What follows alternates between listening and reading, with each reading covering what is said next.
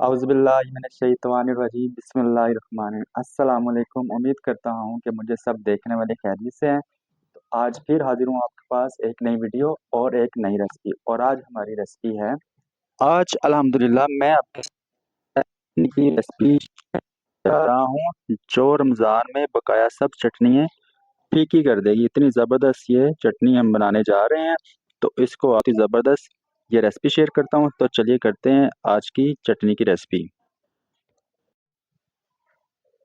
चटनी बनाने के लिए 250 ग्राम हमने इमली ले ली। तो इसमें हम ऐड करेंगे नीम गर्म पानी, ताकि ये जल्दी से मेल्ट हो जाए। तो इसमें हम नीम गर्म पानी ऐड कर लेते हैं थोड़ा सा। पानी डालने के बाद इसको हमने आधे घंटे के लिए साइड पे कर देना है, ताकि ये अच्छी तरह से मेल्ट हो जाए। इस तरह से आप देख सकते हैं गुठली हमने इसकी अलग कर ली है, और जो इमली का पानी था वो हमने अलग से निकाल लिया एक दूसरे बोल में। तो अब स्टार्ट करते हैं हम चटनी कैसे बनानी है इसकी। कढ़ाई हमने अपने पास रख ली। अब इसमें हमने 1.5 कप पानी का ऐड कर लेते हैं। 1.5 कप पानी का ऐड करने के बाद 1 कप हमने इसमें चीनी का ऐड कर देना है। थोड़ा सा इसमें नमक ऐड कर लेते हैं। अब इसको हमने अच्छी तरह से मेल्ट कर लेना है। चीनी मेल्ट होने के बाद अब इसमें 1 चम्मच कुटी हुई लाल मिर्च।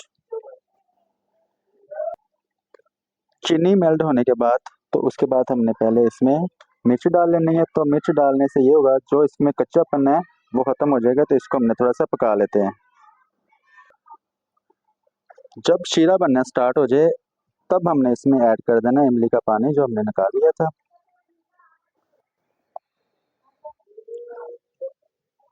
खूबसूरती के लिए इसमें थोड़ा सा फूड कलर ऐड कर देते। तो मैं इसमें कर रहा हूँ लाल वाला कलर।